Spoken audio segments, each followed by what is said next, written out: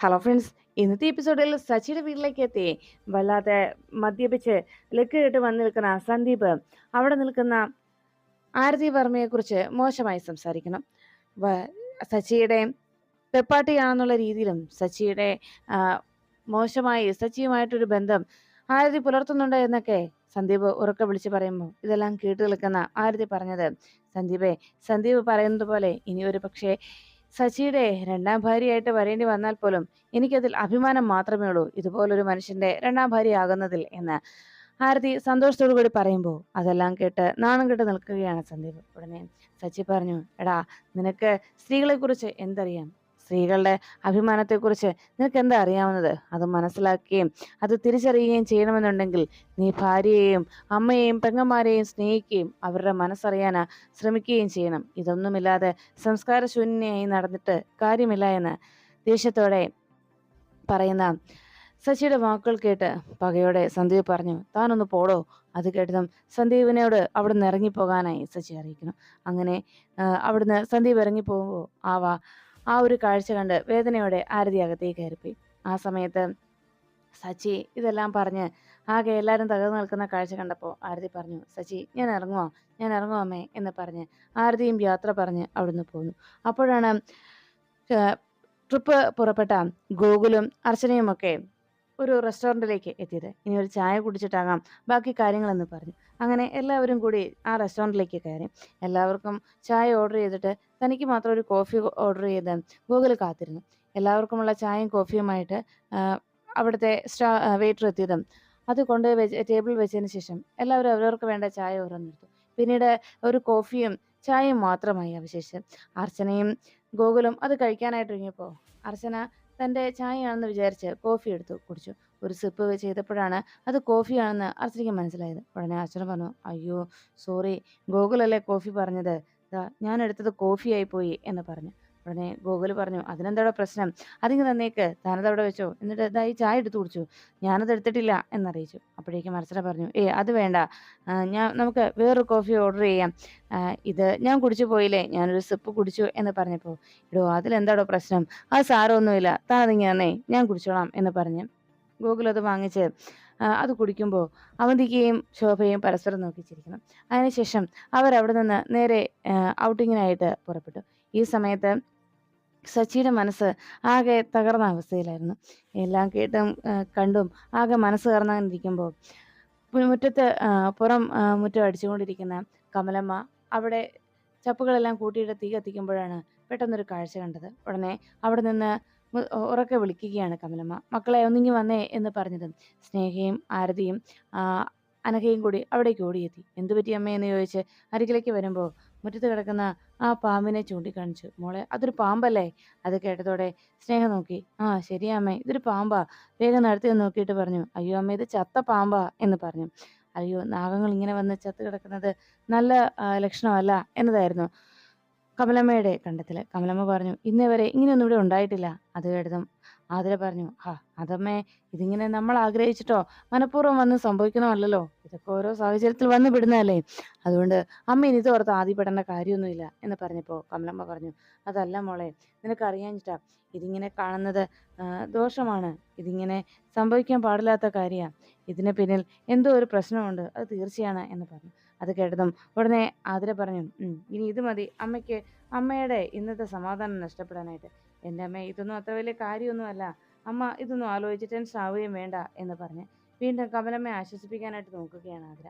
അപ്പോഴേക്കും ഇതെല്ലാം കേട്ട് തന്ന കമലമ്മ പറഞ്ഞു, ഇല്ല, എൻ്റെ മനസ്സങ്ങനെ ശാന്തമാവില്ല, ഒരു കാര്യം ഉറപ്പാണ്, ഇതിങ്ങനെ കണ്ടതിന് പിന്നിൽ ഒരു കാര്യമുണ്ട്. എൻ്റെ അർച്ചനമോള്, അവളുടെ ജീവിതം, അവൾക്ക് എന്തോ സംഭവിച്ചു എന്ന് എൻ്റെ മനസ്സ് പറയുന്നുണ്ട്. അതുപോലെ തന്നെ അവളുടെ ജീവിതത്തിൽ എന്തോ ഒന്ന് സംഭവിച്ചിട്ടുമുണ്ട്. എൻ്റെ മോളുടെ ആത്മാവിന് ശാന്തി കിട്ടിയിട്ടുണ്ടോ എന്ന് പോലും എനിക്കിപ്പോൾ സംശയമാണ്. അതുകൊണ്ട് എന്തായാലും ഉടനെ തന്നെ പിഷാരടി മാഷിനെ ഒന്ന് വിളിക്കണം, എന്നിട്ട് മാഷിനോട് തന്നെ ഇതിനെക്കുറിച്ച് അന്വേഷിക്കണം എന്ന് പറഞ്ഞു. അതിനെന്താ അമ്മേ, നമുക്ക് വിളിക്കാം, അമ്മ ഒന്ന് സമാധാനപ്പെടുക എന്ന് വീണ്ടും കമലമ്മയെ ആശ്വസിപ്പിക്കുകയാണ് അടുത്ത് നിന്നുകൊണ്ട് അനഘയും ആതിരയും ഒക്കെ. പക്ഷേ കമലമ്മയുടെ മനസ്സ് അപ്പോഴും ആകെ അസ്വസ്ഥമായിരുന്നു. എൻ്റെ മോൾക്ക് അവളുടെ വിധിപ്രകാരമുള്ള ചടങ്ങുകളൊന്നും നടത്തിയിട്ടില്ല. അതിനെക്കുറിച്ച് എത്രയും വേഗം പിഷാരടി മാഷിനെ വിളിച്ച് നീ കാര്യങ്ങൾ അന്വേഷിക്കണമെന്ന് പറഞ്ഞപ്പോൾ നമുക്ക് ചോദിക്കാമേ, അമ്മ സമാധാനത്തോടെ ഇരിക്കുകയെന്ന് പറഞ്ഞ് അവർ വീണ്ടും കമലമ്മയെ ആശ്വസിപ്പിച്ച് അകത്തേക്ക് കൂട്ടുന്നു.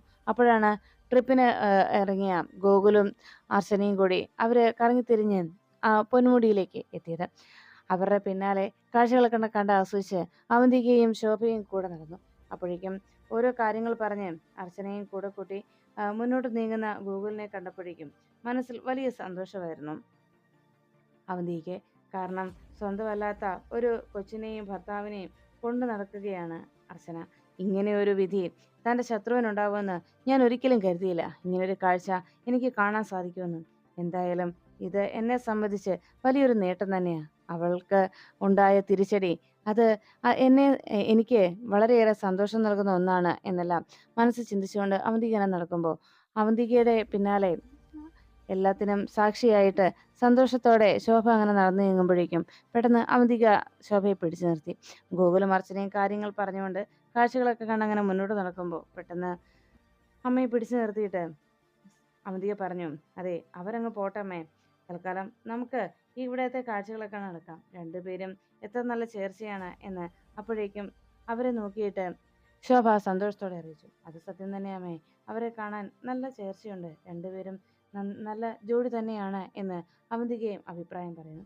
അങ്ങനെ അവരുടെ കാഴ്ചകൾ അവർ സന്തോഷത്തോടെ നടക്കുന്നതെല്ലാം നോക്കി ആസ്വദിച്ചുകൊണ്ട് തന്നെ അടുത്ത് നിൽക്കുകയാണ് ശോഭയും.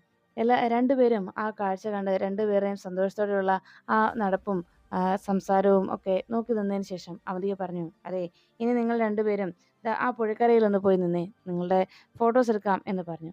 എല്ലാം കണ്ട് ആസ്വദിക്കുന്ന അതിനിടയിൽ അർച്ചന പറഞ്ഞു, നമ്മൾ ഗൗരിമോളെ കൂടി കൊണ്ടുവരേണ്ടതായിരുന്നു എന്ന് ഗോകുലിനോട് അറിയിച്ചപ്പോൾ ഗോകുൽ പറഞ്ഞു, അതിനെന്തിനാ ഇങ്ങനെ വിഷമിക്കുന്നത്, നമുക്ക് ഒരു ട്രിപ്പ് കൂടി ഇവിടേക്ക് വരാം, നമുക്ക് എല്ലാവർക്കും കൂടി, എന്താ എന്ന് ചോദിച്ചപ്പം അത് മതിയെന്ന് അർച്ചന സമ്മതിച്ചു. അങ്ങനെ അർച്ചനയെ കൈ പിടിച്ചുകൊണ്ട് പതുക്കെ ആ പുഴക്കരയിലേക്ക് ഇറങ്ങി.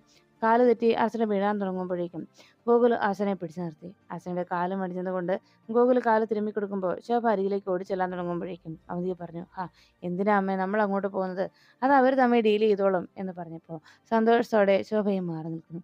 അങ്ങനെ അർച്ചനയെ പരിചരിച്ചുകൊണ്ട് ഗോകുല് മുന്നോട്ട് കൊണ്ടു നടക്കുമ്പോൾ ഈ കാഴ്ചയെല്ലാം കണ്ട് തൻ്റെ ശത്രുവിൻ്റെ അധപതനം തൻ്റെ കൺമുന്നിൽ തന്നെ നടന്നതിൻ്റെ സന്തോഷമായിരുന്നു ആ നിമിഷം മുഴുവൻ അവന്തികയുടെ മനസ്സിൽ. എന്തായാലും ഇനിയൊരു തിരിച്ചുവരവ് അവൾക്കില്ല. നാളത്തോടെ അവളുടെ ഈ സന്തോഷത്തിനെല്ലാം അവസാനവും. നാളെ ഗൂഗിളിൻ്റെ താലി അവളുടെ കഴുത്തിൽ വീഴുന്നതോടെ പിന്നീട് ഒരിക്കലും ശശിയിലേക്ക് ഒരു തിരിച്ചുവരവ് അർച്ചനയ്ക്ക് ഉണ്ടാവുകയില്ല എന്ന് മനസ്സിൽ ഉറപ്പിച്ചുകൊണ്ട് നാളെ ഇവരുടെ വിവാഹം നമുക്ക് നടത്തണമെന്ന് ശോഭയോട് അവന്തിക അറിയിച്ചു. അത് കേട്ടതും ശോഭ പറഞ്ഞു, അതിനെന്താ മോള് തീരുമാനിച്ച പോലെ തന്നെ നമുക്ക് കാര്യങ്ങളൊക്കെ നടത്താം. ഇനി അതിൽ യാതൊരു അഭിപ്രായ വ്യത്യാസമോ ഇനി ഒരു തീരുമാനം മാറ്റലോ ഒന്നും തന്നെയില്ല. എല്ലാം ഭംഗിയായി തന്നെ നമുക്ക് നടത്തണമെന്ന് അവന്തികയോട് ശോഭ പറയുന്നു. അങ്ങനെ സന്തോഷപൂർവ്വം ശോഭയും അവന്തികയും പ്ലാൻ ചെയ്തതുപോലെ തന്നെ കാര്യങ്ങൾ നാളെ നടക്കുമെന്നുള്ള അഹങ്കാരമായിരുന്നു അവന്തികയുടെ മനസ്സിൽ. അർച്ചനയുടെയും ഗോകുലിൻ്റെയും ഈ യാത്രയിൽ ഗോകുലിനോട് കൂടുതൽ അടുത്തു പോകും അർച്ചന എന്ന് അവന്തിക മനസ്സിലുറപ്പിച്ചു. അങ്ങനെ അറിയാതെ തന്നെ അവന്തികയുടെ നാവിൽ നിന്ന് ആ സത്യം പുറത്തേക്ക് വരികയാണ്. ശോഭയുടെ അടുത്തൂടെ നടക്കുന്നതിനിടയിൽ അവന്തിക പറഞ്ഞു, ഈ ട്രിപ്പ് കഴിയുമ്പോഴേക്കും ഇങ്ങോട്ട് അർച്ചന തന്നെ പറയും വിവാഹത്തിന് അർച്ചന റെഡിയാണ് എന്ന്.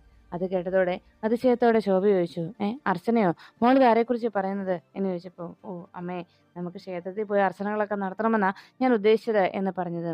ഓ അത് ശരി എന്ന് പറഞ്ഞ് ശോഭയ്ക്ക് സത്യങ്ങൾ അറിയത്തില്ലാത്തതുകൊണ്ട് ശോഭയെ കബളിപ്പിച്ചുകൊണ്ട് അവന്തിക മുന്നോട്ട് നീങ്ങി. പിറ്റേന്ന് ക്ഷേത്രത്തിലേക്ക് പോകുന്നതിന് മുൻപ് അവർ ലോഡ്ജിലേക്ക് എത്തുമ്പോഴേക്കും അന്നത്തെ ട്രിപ്പെല്ലാം കഴിഞ്ഞ് അവർ ബുക്ക് ചെയ്ത ലോഡ്ജിലേക്ക് വരുമ്പോൾ അവിടുത്തെ റൂമിനെ കുറിച്ച് അവന്തിക പറഞ്ഞു, അതെ 2 റൂമാണ് നമ്മൾ സെലക്ട് ചെയ്തിരിക്കുന്നത്.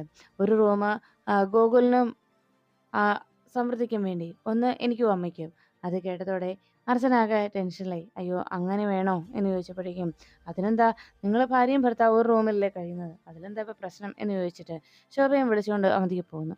റൂമിൽ തനിച്ചായപ്പോൾ ഭക്ഷണം കഴിക്കാനായിട്ട് എല്ലാവരും കൂടി ആ റെസ്റ്റോറൻറ്റിലേക്ക് എത്തിയ സമയത്ത് അവന്തിക എല്ലാവരുടെയും മുന്നിൽ വെച്ച് പറഞ്ഞു, അതെ നാളെ ഗോകുലിനും സമൃദ്ധിക്കും ഞാനൊരു സർപ്രൈസ് ഒരുക്കിയിട്ടുണ്ട് കേട്ടോ എന്ന് പറഞ്ഞു.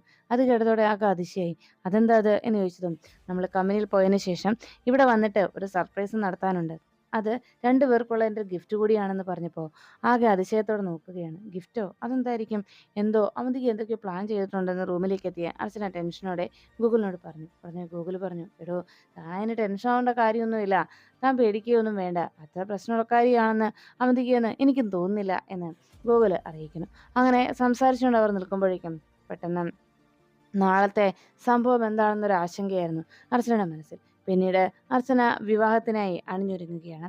കല്യാണ പെണ്ണായി അണിഞ്ഞൊരുങ്ങി നിൽക്കുന്ന അർച്ചനയുടെ പുഞ്ചിരിക്കുന്ന മുഖം. ആ അർച്ചനയുടെ സന്തോഷത്തോടെയുള്ള ആ ചിരിക്കുന്ന മുഖത്തിന് തൊട്ടടുത്തേക്ക് അർച്ചനയുടെ കഴുത്തിലേക്ക് മറ്റൊരാൾ താലി ചാർത്താനായി താലിമാലയുമായി അർച്ചനയുടെ കഴുത്തിനടുത്തേക്ക് അതുമായി വരുന്ന ആ കാഴ്ച അത് കണ്ടുകൊണ്ട് പെട്ടെന്ന് ഞെട്ടലോടെ ചാടി എഴുന്നേൽക്കുകയാണ് സച്ചി. ഉറക്കത്തിൽ ആ കാഴ്ച കണ്ട് സ്വപ്നം കണ്ടുകൊണ്ട് സച്ചിയുടെ മനസ്സ് വല്ലാതെ പരിഭ്രമിച്ചു. എൻ്റെ അർച്ചന, എൻ്റെ അർച്ചന എന്ന് പറഞ്ഞ് സച്ചി വല്ലാത്ത ടെൻഷനിലായി. പിന്നീട് ആരതി വർമ്മയെ കാണുവാനായി സച്ചി എത്തുന്നു. താൻ കഴിഞ്ഞ രാത്രിയിൽ കണ്ട സ്വപ്നത്തെക്കുറിച്ച് സച്ചി ആശങ്കയോടെ പറയുമ്പോൾ സച്ചിയോട് ആരതി പറഞ്ഞു, "സച്ചി, അത് സച്ചിയുടെ മനസ്സിൽ കഴിഞ്ഞ ദിവസം ഷാരടി മാഷ് വന്ന് പറഞ്ഞ കാര്യങ്ങളൊക്കെ കിടക്കുന്നത് കൊണ്ട് സച്ചിക്ക് തോന്നുന്നതാണ്. അതൊന്നും ഓർത്ത് സച്ചി ടെൻഷൻ ആവേണ്ടതില്ല. സച്ചിയുടെ അർച്ചന സച്ചിയിലേക്ക് തന്നെ തിരികെ വരും. അതിൽ യാതൊരു സംശയവുമില്ല" എന്ന് ആരതി സച്ചിക്ക് ധൈര്യം പകർന്നു. അതിനിടയിൽ സച്ചി പറഞ്ഞു, "സത്യത്തിൽ ഇപ്പൊ ഞാൻ വക്കീലിനെ കാണാൻ വന്ന് മറ്റൊരു കാര്യം കൂടി പറയാനാണ്. ഇന്നലെ ആ സന്ദീപ് വന്ന് അങ്ങനെയൊക്കെ പറയുമെന്ന് ഒട്ടും പ്രതീക്ഷിച്ചില്ല. സന്ദീപിന്റെ പെരുമാറ്റവും സംസാര രീതികളും ഒക്കെ വല്ലാതെ വക്കീലിനെ വേദനിപ്പിക്കുന്ന രീതിയിലായിരുന്നു. വക്കീല് അതിന് ഒന്നും തോന്നരുത്. അവന്റെ സംസാരവും പെരുമാറ്റവും ഒക്കെ ഇപ്പോൾ ആ അവന്തികയുടെ കൂടെ കൂടിയതിന് ശേഷം ഇങ്ങനെയെല്ലാമായി. അത് മനസ്സിലൊന്നും വെക്കരുത് എന്ന് പറയാനാണ് ഞാൻ വന്നത്. അമ്മ പറഞ്ഞു വിട്ടിട്ടാ ഞാനിത് പറയാനായിട്ട് വക്കീലിനെ കാണാൻ എത്തിയത്" എന്നറിയിച്ചു. ഇതെല്ലാം കേട്ടതോടെ ആരതി പറഞ്ഞു, "സത്യത്തിൽ എനിക്കും ഇന്നലെ വല്ലാതെ ദേഷ്യം വന്നു. സന്ദീപ് അങ്ങനെയൊക്കെ പറഞ്ഞപ്പോൾ എനിക്കും ദേഷ്യം വന്നതുകൊണ്ടാണ് ഞാനും എനിക്ക് തോന്നുന്നതൊക്കെ വിളിച്ചു പറഞ്ഞത്. സച്ചിയുടെ രണ്ടാം ഭാര്യയാകുന്നതിൽ പോലും എനിക്ക് വിഷമമില്ല എന്നും അഭിമാനമേ ഉള്ളൂ എന്നൊക്കെ ഞാൻ വിളിച്ചു പറഞ്ഞല്ലോ. അതൊക്കെ പിന്നീട് ഓർത്തപ്പോൾ എന്നെക്കുറിച്ച് വീട്ടിലുള്ളവരൊക്കെ എന്ത് വിചാരിക്കും? അപ്പോഴാണ് ഞാൻ അതൊക്കെ ചിന്തിച്ചതെന്ന്" പറഞ്ഞു. അത് കേട്ടതും സച്ചി പറഞ്ഞു, "ഏയ്, അങ്ങനെ ഒരു ടെൻഷൻ്റെ ആവശ്യമൊന്നും ഇനി വക്കീലിന് വേണ്ട. വീട്ടിലുള്ളവർക്കെല്ലാവർക്കും അപ്പോഴത്തെ വക്കീലിന്റെ മാനസികാവസ്ഥ എന്താണെന്ന് എല്ലാവർക്കും അറിയാം. അതുകൊണ്ട് അതൊന്നും ഓർത്ത് വക്കീൽ ആശങ്കപ്പെടേണ്ടതില്ല. സന്ദീപിന്റെ പെരുമാറ്റ രീതിയെക്കുറിച്ച് ഓർത്തിട്ടാണ് ഞങ്ങളുടെ വിഷമം. വക്കീലിന് അങ്ങനെയൊക്കെ അപമാനിച്ച സന്ദീപിന് വേണ്ടി ഞാൻ വക്കീലിനോട് മാപ്പ് ചോദിക്കുന്നു" എന്ന് പറഞ്ഞപ്പോൾ, അതിന്റെ ആവശ്യകതയൊന്നുമില്ല. സച്ചി അതിനായിട്ടൊന്നും ചെയ്തില്ലല്ലോ" എന്ന് പറഞ്ഞ് ആരതി സച്ചിയെ സമാധാനിപ്പിക്കുന്നു.